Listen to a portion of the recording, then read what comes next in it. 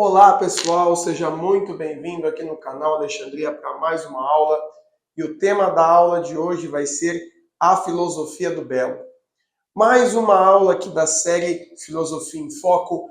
E a minha intenção nessa aula é dar para vocês conceitos básicos da filosofia do que é a beleza, a estética, o belo.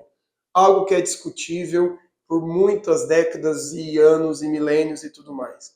Antes de mais nada, já se inscreva aqui no canal para sempre receber as mensagens das novas aulas que vão sendo publicadas e fique realmente adentro de todas as séries que nós temos aqui dentro do nosso canal.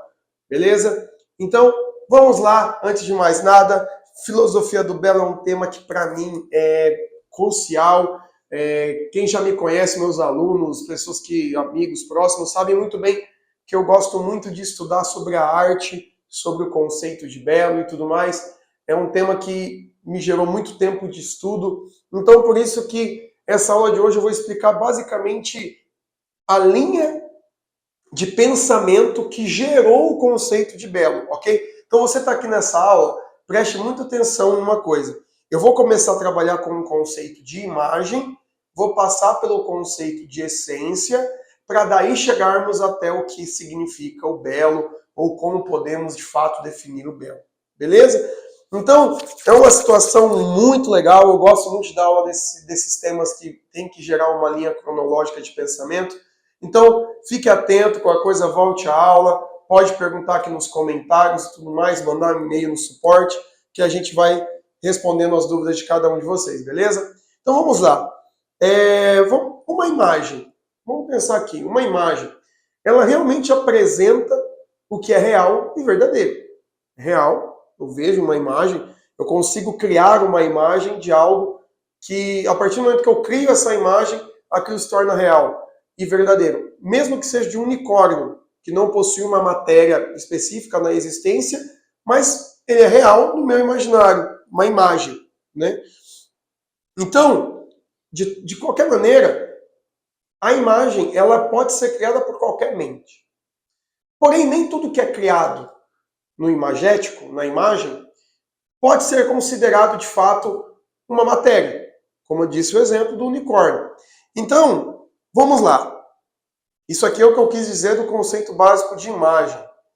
Então, a imagem ela pode ser real, ela pode ser verdadeira ou falsa, ela pode ser material ou imaterial. Tá? Então, de fato, a matéria do belo, da matéria de qualquer coisa, vamos agora entrar no pressuposto de que estamos falando de coisas materiais. Toda matéria ela existe porque antes dela foi uma imagem criada, uma ideia. Isso aqui eu estou falando dos clássicos, né? Aristóteles, Platão e tudo mais. O que eles querem dizer com isso? Antes de concretizar algo, aquilo passa por um campo do mundo das ideias.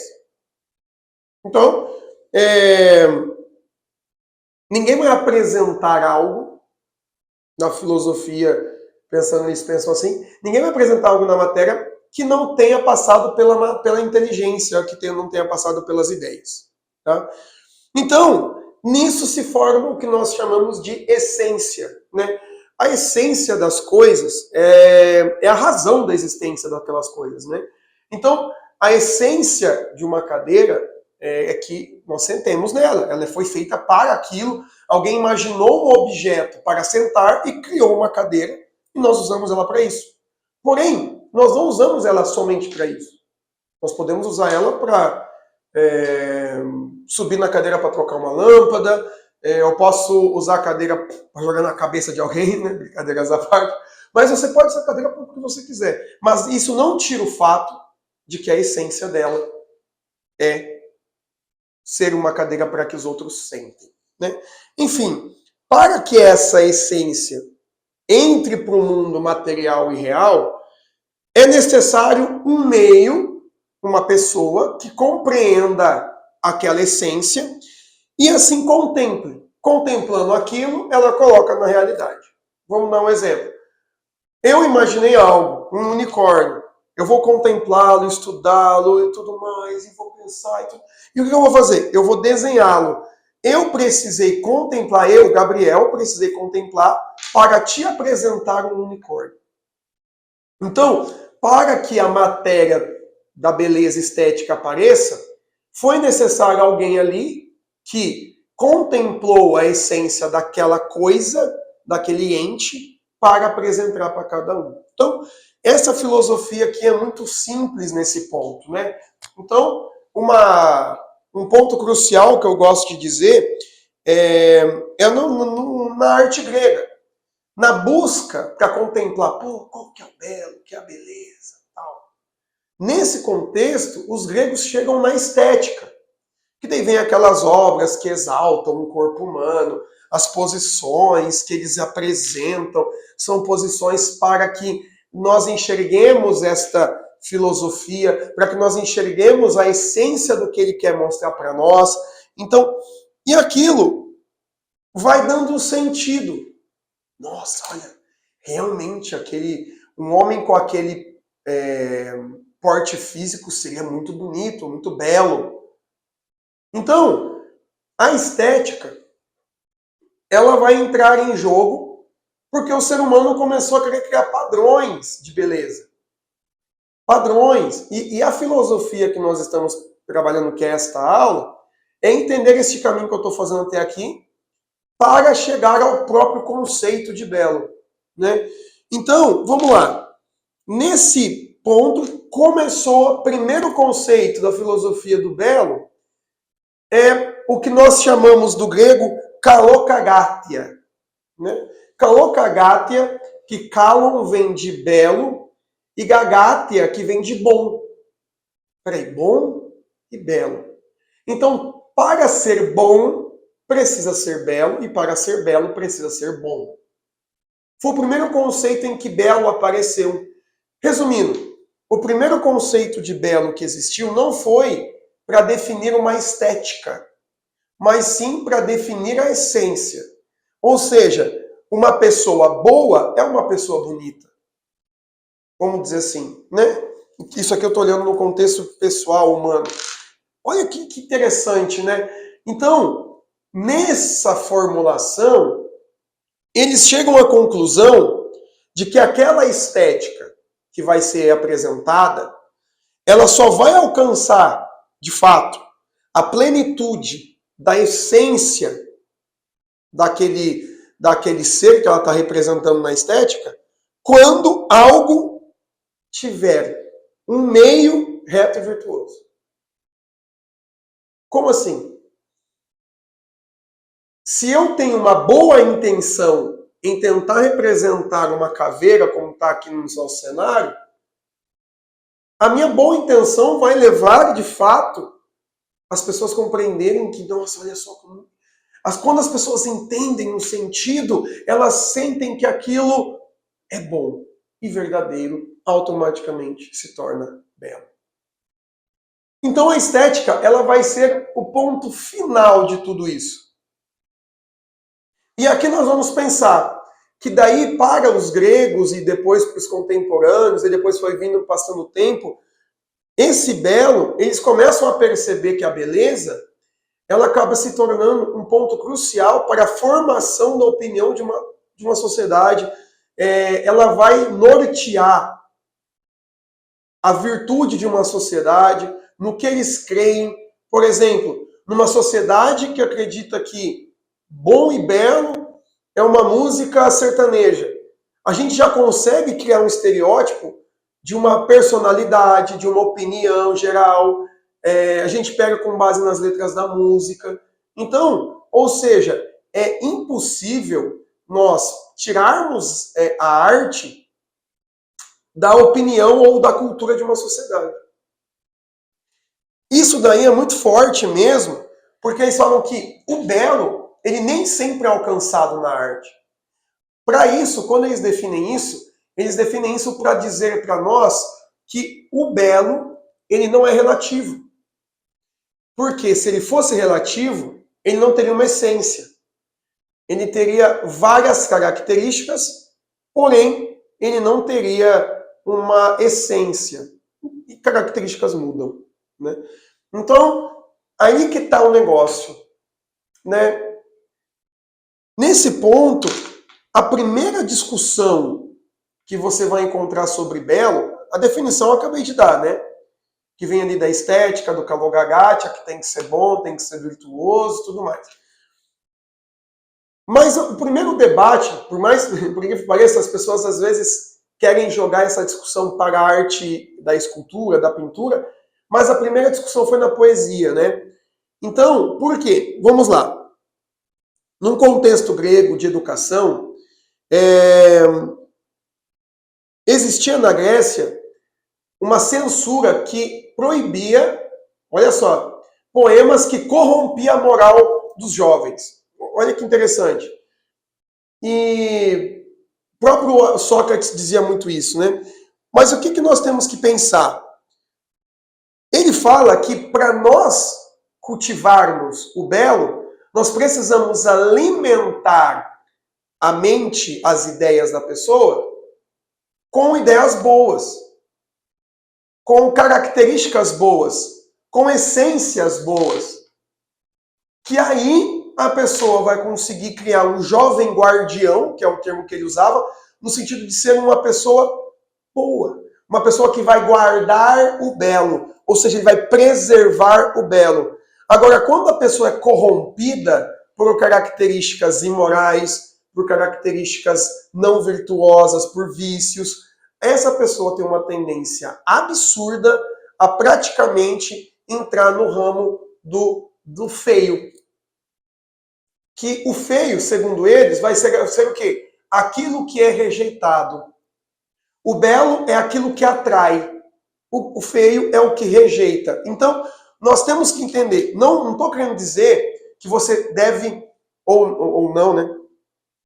Excluir conceitos de feiura, vamos dizer assim, né? No contexto.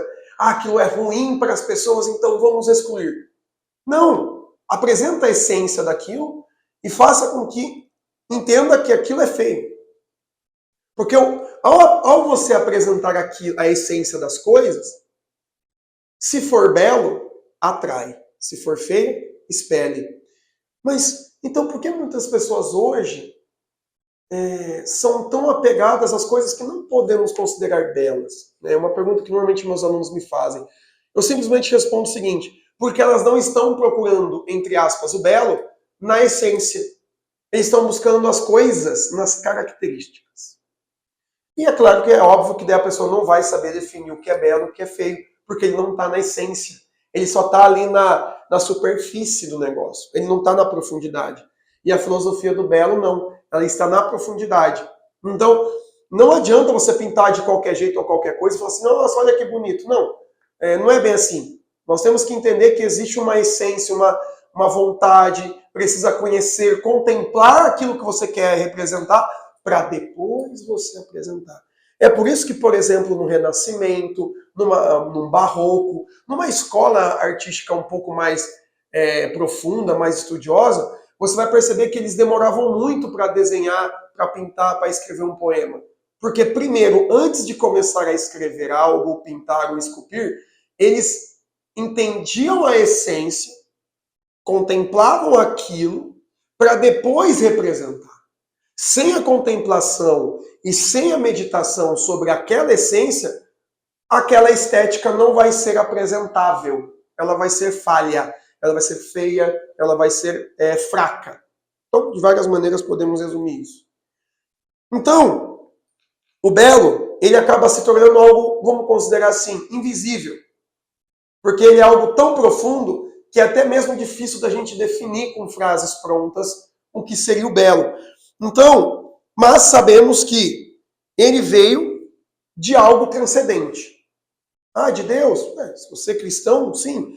Mas os próprios gregos assinalavam isso, dizendo que o belo, ele veio primeiro, como eu disse no começo da aula, primeiro veio da essência do mundo das ideias e depois veio para a matéria. Então, se veio do mundo das ideias, existe um mundo das ideias. E esse mundo das ideias, ele é superior ao mundo nosso. Os gregos definiam dessa maneira. Então, ou seja, vem de algo, os gregos usavam esse termo, né, transcendente. vem de uma coisa transcendental, algo que é muito maior do que a nossa percepção possa imaginar. Então, o algo para ser belo, ele precisa ser profundo e tem que encontrar a essência daquilo. Então, o foco do belo é levar o homem até a essência, não fugir da essência. Como assim? Você ver uma obra de arte e você fica paralisado nela e já conseguir compreender o que ela quer te mostrar, a essência dela, a profundidade, vai te levar a fazer uma linha de pensamento, uma coisa que vai mexer com a sua emoção, ou muitas vezes vai te levar a meditar, significa que aquela obra ela é bela. Porque ela te apresentou uma coisa muito além do que aquelas tintas pintaram. Ela apresentou a essência daquela obra, né?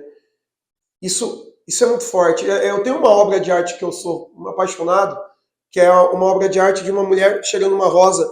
E, gente, como ela me pega, porque é uma obra tão simples, de uma mulher cheirando rosa num campo, mas a expressão da mulher, o ambiente, o local, faz você parecer que você está sentindo um cheiro junto com ela. E isso daí é o belo. O artista ele conseguiu apresentar o belo ali. Porque ele apresentou a essência. O que ele queria. Então, basicamente é isso. O belo, ele está na essência. Se aquela obra não tem uma essência, significa que ela não quer apresentar o belo. Ela só quer apresentar uma estética. Então, sim, podemos definir que estética é diferente de belo. Todo belo precisa passar por uma estética, mas nem toda estética possui o belo. Tudo certo? E aí, o que vocês acharam dessa aula? É basicamente um pouco de filosofia do belo, um pouco sobre o conceito do que eles definem como belo, e depois, aí, quem sabe aqui na série Filosofia em Foco, nós conseguimos ter uma aula depois sobre especificamente estética. Percebam que eu não entrei tanto em estética, porque o meu foco aqui era explicar o que é o belo, ok? Mas, se ficou alguma dúvida, coloca aqui nos comentários, mande mensagem no suporte, se inscreva aqui no meu canal para receber mais aulas todas as terças e quintas, e claro, todas as vezes que você receber, você vai perceber que nós vamos ter várias séries que nós vamos publicar aqui no canal Alexandria. Não esqueça de curtir esse vídeo e também divulgar essa aula para todas aquelas pessoas que você veja que necessita receber esse conhecimento. Ok? Muito obrigado e te vejo na próxima aula.